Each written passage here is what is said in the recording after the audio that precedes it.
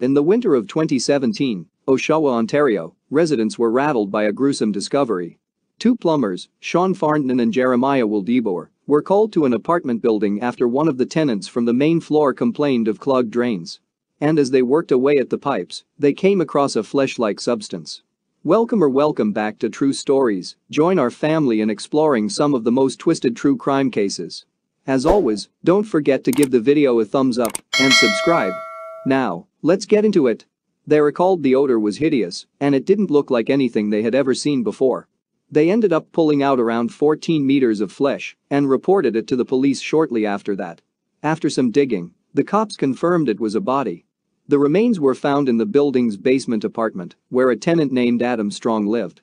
While Sean and Jeremiah were digging around, Strong hovered above them, nervously pacing back and forth. He kept asking them what they thought the blockage was and how much more work had to be done. The plumbers didn't think they had any reason to suspect Strong at first. They thought he was just another impatient customer. However, they did recall his behavior as being very unsettling. The plumbers described pulling out a stringy-type substance from the drain. It was pink and came with strips of hair on it. As they pulled it out, Adam Strong commented, "That's so gross. What in the world is that?" At first, Sean and Jeremiah played it cool, trying not to freak out the tenant. They grabbed a large grocery bag and started shoving the flesh in it. They then snapped a picture and sent it to their boss, who rapidly phoned the police. When police officer Kevin Park arrived at the apartment, Sean and Jeremiah handed him the shopping bag containing the fleshy-like substance. Kevin Park recalled thinking that he had never seen something like it in his life. He wasn't sure what he was looking at, but he knew he had to question the tenants living there. He called a few backup officers to jump by just in case things took a weird turn. Lo and behold, they did. Officer Park asked Adam Strong whether he had flushed any weird things down the toilet lately. Incredibly, Adam simply replied, "Okay, you got me, the gig's up, it's a body. If you want to recover the rest, it's in my freezer." Just like that, the gig was up. Adam didn't even try to hide it. The cops had no idea who they were dealing with because Adam Strong was essentially nobody. They had nothing on the guy. He hadn't been on anyone's radar, ever. Judging by the stringy flesh they retrieved from the drains, and the cops knew they were dealing with a serious psychopath. Adam Strong was arrested on site and thrown into the interrogation room at the station. While in custody, the cops raided his place and collected a lot of valuable evidence, including more body parts in his freezer, just as he said there would be. The freezer was in his bedroom, and in it, there were trash bags full of frozen limbs. The body parts were later confirmed as those of Rori Hache, an 18-year-old Oshawa resident who had gone missing in late August of that same year. A month after her disappearance and a few months before the gruesome discovery, her torso was found floating near Oshawa Harbor. It was spotted by a fisherman who was there spending quality time with his grandson. They saw something bopping up and down as they sat on the dock, floating suspiciously across the water. It didn't look like a fish. Sure enough, it was Rori's torso. Rori Chantal Hache Dion, known to her friends and family as Hashburn, was born on July 9, 1999. She was a clever, kind little girl who had a fairly normal childhood, although she did get into some sticky business before her death. Rori began experimenting with drugs in her teen years and quickly spiraled into dark habits. She got hooked on crystal meth, and to get it, she began working odd jobs and roaming the streets to find it. Rori went through a period of homelessness during that time, but 6 months before her death, things seemed to be turning around. She had gone back to school, got a job, and even rented her apartment. Rori found out she was pregnant just a few short months before meeting her fate. It's unclear whether she was happy about the pregnancy or not. All we know is that she was doing her best to turn her life around. Rori was last seen on August 29, 2017, at 1 p.m. at the Refuge Youth Outreach Center in central Oshawa. Distressed by her sudden disappearance, Rori's family turned to social media to try and spread the word. Their hopes were tragically dashed after Rori's torso was discovered floating in the river. Reports later claimed that her body was brutally slashed and that her baby had been cut from her body. However, they couldn't find her remaining parts for a few months until the plumbers came along. Little did they know, some of Rori's remains were in a garbage can in the freezer of some guy's basement. And the rest had been flushed down the toilet and stuck in the pipes. Detectives also came across a sharp hunting knife used for skinning animals during the apartment search. It had human blood on it. As if that wasn't damning enough, They found another woman's blood spattered on the bedroom's walls and ceiling. Putting together everything they had found, police concluded that they were dealing with an extremely dangerous man.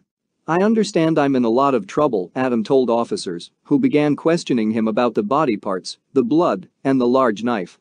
Adam teased them, telling the interrogating detective that in exchange for spilling the beans, he wanted to be as comfortable as he could in jail. "I just want an allowance and, I don't know, internet access. I don't have anybody who's going to buy me a TV."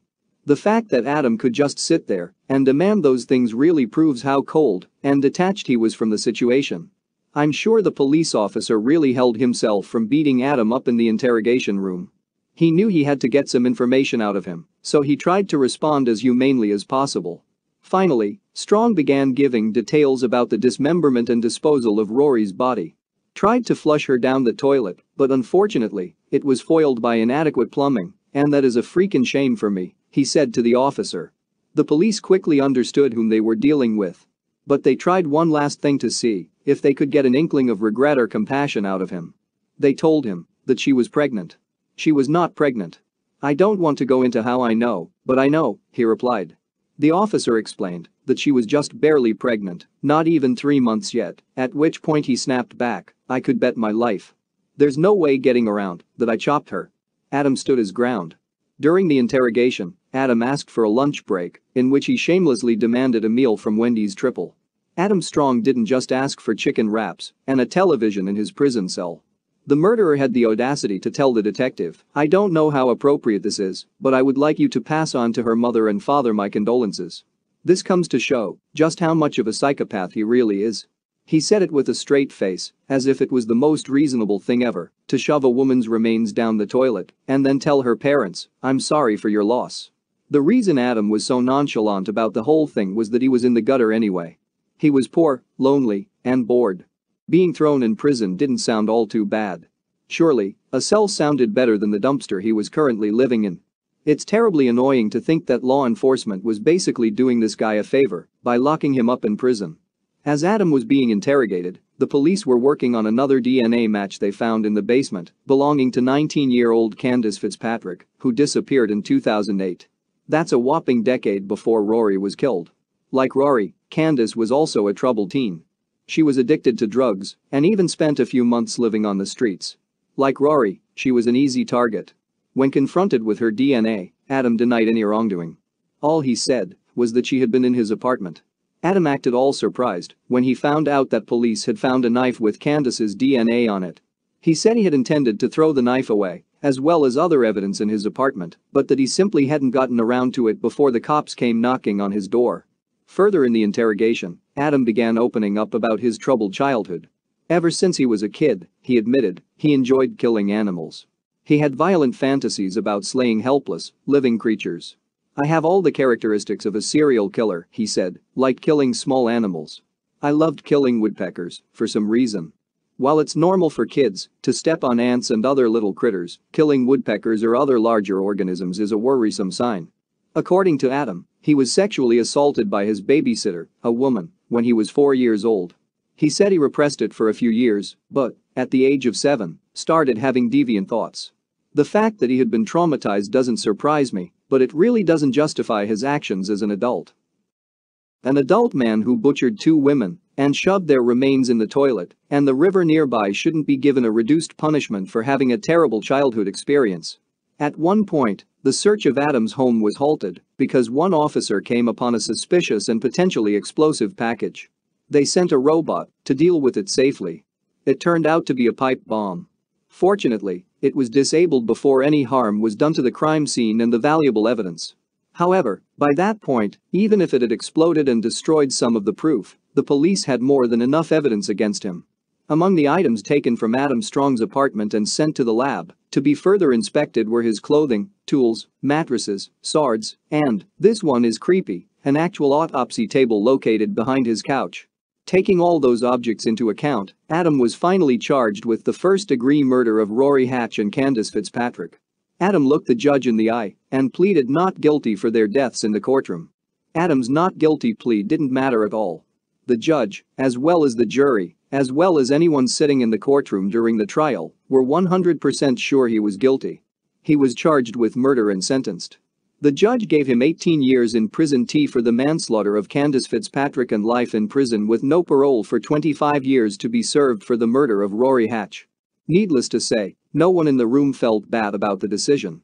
While some people hoped for Strong to grow a conscience in jail, Judge Dialuca said he felt like it wasn't actually possible.